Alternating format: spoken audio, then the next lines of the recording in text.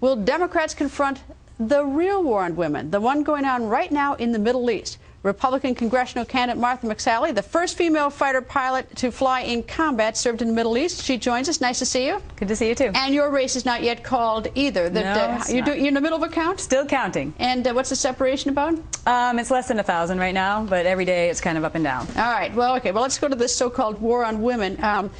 First of all, let's admit that men in the United States are not perfect, that things could always improve here. But you've traveled the world. There's a story about what happened where a Syrian woman holding on to her passport where it shows she's veiled, and she's unveiled. The picture gets posted on a website, and there's the picture on the website, and it was taken down by Facebook. And it was taken down by Facebook because the explanation was that the content violates Facebook community rules, meaning that somebody objected to it. Yeah.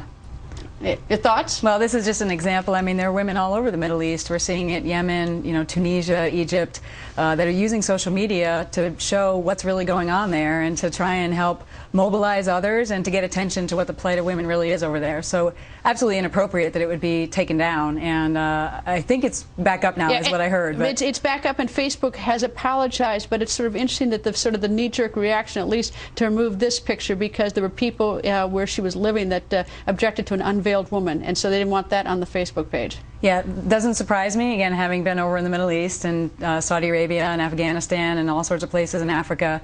Doesn't surprise me, but very disturbing that Facebook would actually be willing to take it down. It's hard to imagine when you grow up in this country, things so like the education, that women couldn't go to education. There's a story recently that the 14-year-old Pakistani girl was shot in the head because she dared to confront the Taliban on education. Right. It's just extraordinary. I mean, the real war on women is what's going on over in these places, where you have women that are honor killed after they've been raped, where they can't go to school, they can't leave their house, they can't travel.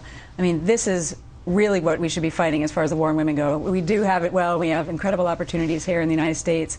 But this is certainly a reminder in many countries in the world that women are really treated as property.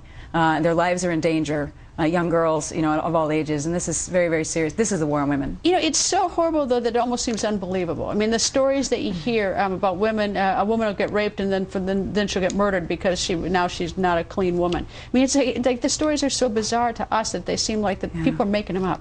Yeah, but it's real. I mean, I've met women who have been in those situations in those countries, and it is very real. I met an Afghan woman here in the United States who told me if she couldn't get asylum because she had been raped by a relative, then she was just going to kill herself. And she said it in a very matter-of-fact way because she felt like there was no other out.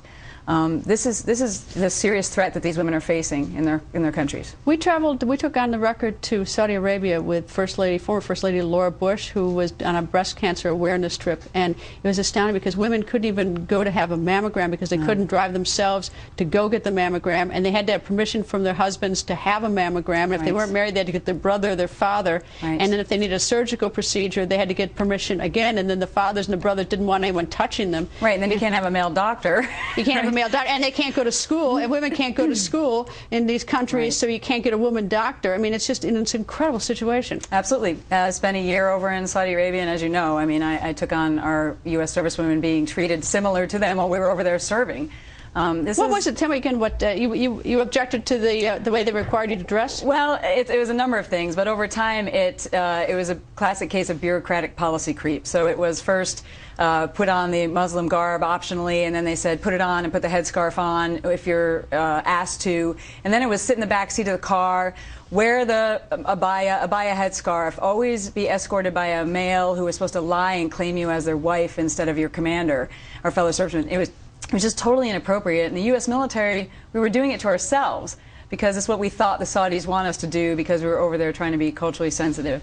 It was totally inappropriate. I tried to get it changed for many years, filed a lawsuit against Donald Rumsfeld, and eventually prevailed. Well, I'd say that, I mean, over there it really is a war on women, and I don't want men to think that just because it's so much better here that they don't have room for improvement in this country. No, we still have a lot of issues here, for sure. Yes, but it's profoundly better than other places in the world. And one of them is to get more women in Congress, and people can still help me at MarthaMcSally.com. There you go. All right, well, we'll be watching to see what happens in your race. Thank you, Martha. Thanks. Appreciate it.